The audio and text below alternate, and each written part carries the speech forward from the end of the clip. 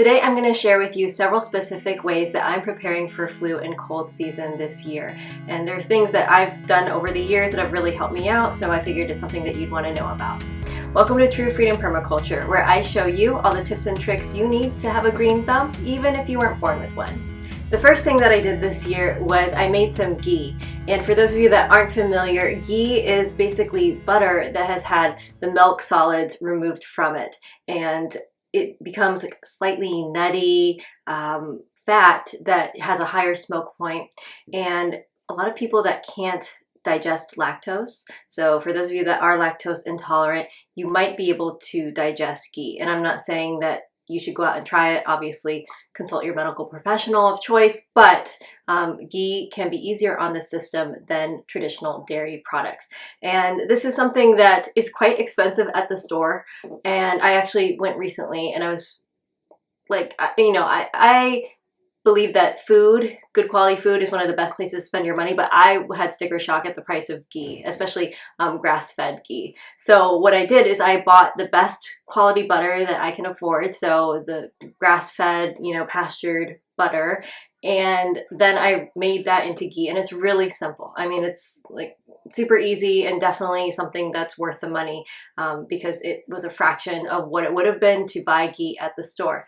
And the reason why this container is so small is that I used it for my second item that I made for flu and cold season this year. And before I go on to that, I'll just explain that keeping your system, I've studied Ayurveda a little bit, which is basically like Indian traditional medicine.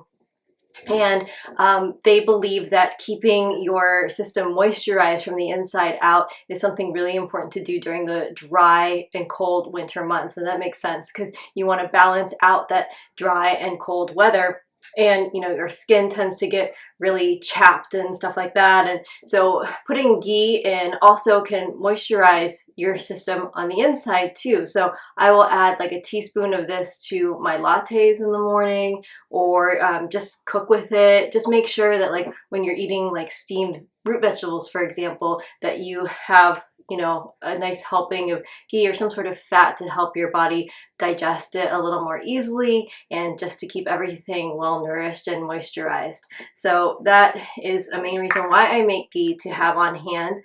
And then I also mix in a little bit with my baby's foods too, and that's something that seems to help his digestion as well.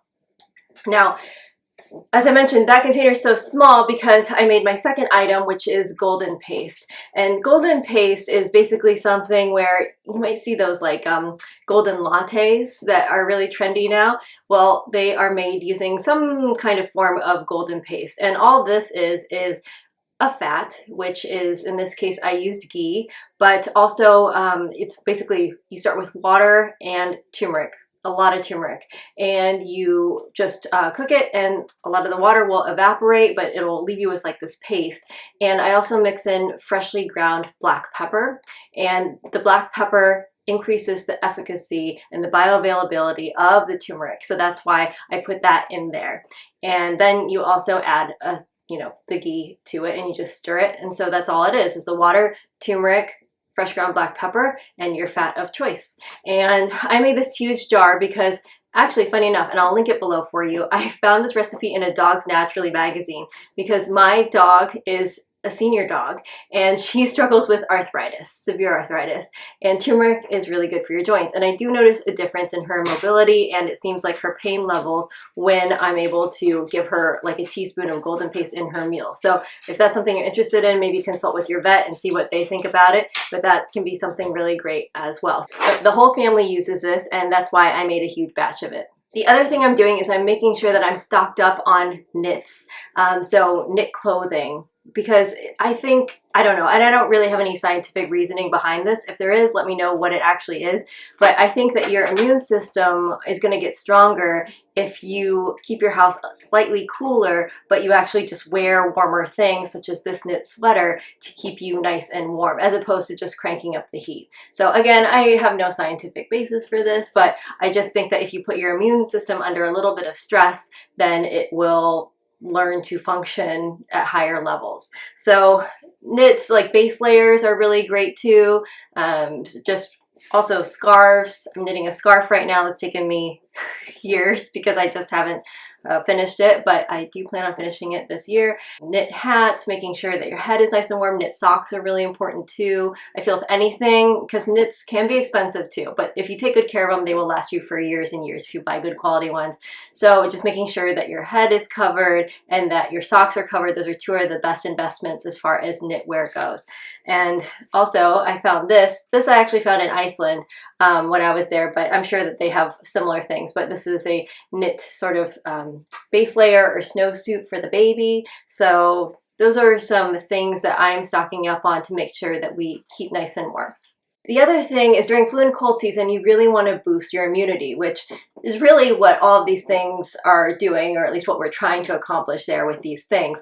And so I am doing a lot of ferments. Now, you can eat these year round, but also according to Ayurveda, fermented products have a very warming effect on the body. And it makes sense because fermentation was actually invented in order to keep foods before we had refrigerators. So they would kind of break into these things probably more during the cooler months when they didn't have as much fresh produce available to them. So it all kind of makes sense, which is one of the things that I really like about Ayurveda. But anyway, this is my kimchi, which we have slowly been eating through, and it looks like I need to start making some more soon. But we just have a little bit, and anything that's fermented this way, lacto-fermented, is meant to be eaten as more of a condiment than like the main star. Like you don't want to have an entire bowl of kimchi, especially if you're first starting out. Go slowly, see how your body reacts to it, and obviously study it more, study it with your trusted health professional. But fermented foods are not always appropriate for everyone, the ones that you make at home too, because they do have various strains of bacteria in them. So for those of you that are immunocompromised, sometimes for people undergoing chemotherapy, these are just examples. Fermented foods might not be the best thing for you. But that being said, if you get the clear, then something else I'm doing is I'm making sauerkraut right now too. So I just want to make sure that we have it on hand so that we can have just a tiny little bit of it with each of our meals. Plus, they say that the majority of your immune cells are actually located in your gut. So the happier that we can make our gut, the better it is for our immune system. Another fermented item that we include in our diet is kombucha, and I'm lucky enough that my husband makes awesome kombucha. This is actually my favorite batch that he's ever made. It was apple ginger and it was so good. And you can see the happy bubbles in there, and you can also do yogurt, you could do kefir. These are all great sources of healthy gut bacteria. All right, so the next thing that I'm doing is I am drinking my mushrooms, and I know it sounds weird, but I do incorporate a lot of mushrooms during the fall and winter months into my cooking. But I also have, for example, this mushroom powder, and it comes with a little scoop, and I just add it to my coffee in the morning, but you could add it to soup, stews. People add it to smoothies, although I don't drink a lot of smoothies because they're cold during these months. But you can add it to basically whatever you want, stir fries even. But this one in particular is by Four Sigmatic, and it's something that passes a lot of things that I look for when I'm buying mushroom products. And I'll link it for you. You can obviously find your own, whatever you think is the best choice for you. This one has a slew of mushrooms. I'm just going to read some of them off, like chaga, reishi, cordyceps, lion's mane, shiitake, maitake, enoki, and there are others too, but tremula. There are so many of different mushrooms in here, and these have a beneficial effect on your immune system. So like I said, however I can add mushrooms into my diet, I will, and this is just a simple way to do it. The next thing that I made is this jar of honey lemon ginger, and we have been working our way down through it, but this is something really nice to have on hand because when you think you're coming down with a cold or something, I just boil some water, put in a cup, and then just add like maybe 1 to 2 teaspoons of this mixture, including the whole sliced lemons that are in here. So this is something, we know the healing benefits of ginger and lemon and honey and all together, and it has a chance to sort of marinate together, let's say, in the fridge. And it's just easy because sometimes I found that I'd want like a honey lemon ginger tea, to soothe a sore throat or something, but get out the ginger and grate it and cut up a lemon and the honey. None of it's hard, but for example, if you're trying to get ready in the morning to go to school or work or something, then it's not necessarily that you want to take that much time in order to make yourself a cup of honey lemon ginger tea. So it's nice to have this ready, and all I do is I just slice full organic lemons very thin, and I will even leave the seeds in. I'll take some out. I'll take the majority out as much as I can when I'm making them, but I don't worry if like a few seeds get in there. And I fill the jar and I add some freshly grated ginger to this. So I don't know, for this size of a jar, I guess I would add like 1 to 2 tablespoons of ginger, depending on your preference, because it can get really spicy. And then I just fill it all the way up with honey, raw honey. And I just let this sit in my fridge. I'm also going to mention that when I make this into a tea, some bits of like ginger and lemon do kind of get in there when you sip on your tea. And for me, that's not something that bothers me, but if it bothers you, then what you can do is you can put this mixture not directly into the cup, but you can put it into like a tea ball or fine strainer, and that way you shouldn't have any like particles when you go to sip your tea. So the winter months are a great time to boost your vitamin D levels. Again, this is going to benefit your immune system. And there are certainly different supplements that you can take, and if you go to the doctor, they can test your vitamin D level, so they can tell you if you are low or not. And there have been times that, you know, my vitamin D levels have been on the lower side. So I've also taken fermented cod liver oil, and again, I will link this for you, but you can decide which one is best for you. But this is just an example of one. They believe that fermentation is important when choosing a cod liver oil because it increases the amount of antioxidants and it preserves it better. So again, do your own research, but that is what I have found. And cod liver oil contains a lot of vitamin D in it, and it also contains a lot of vitamin A. So when doing your research, you come across studies about how cod liver oil might be dangerous, or, you know, you shouldn't take it.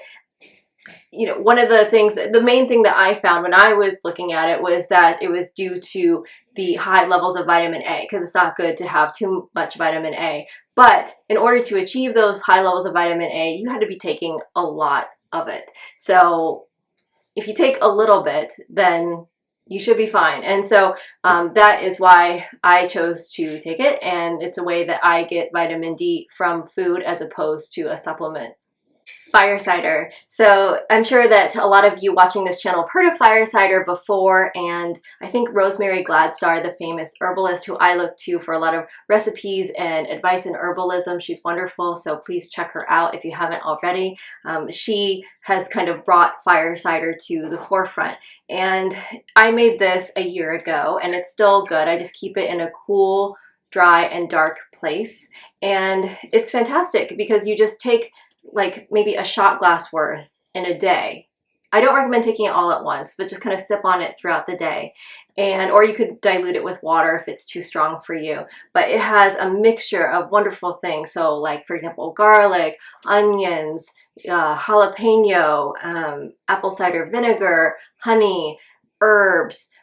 People will add other things into it. So, you know, experiment, play around, and make it your own. But those are just some examples of what is in fire cider. Horseradish too. I knew I was forgetting something that I put in mine. But just if you make a big batch of this, then hopefully, because you're not getting sick too often, then you'll be able to keep it around. It'll last you for at least a year or two.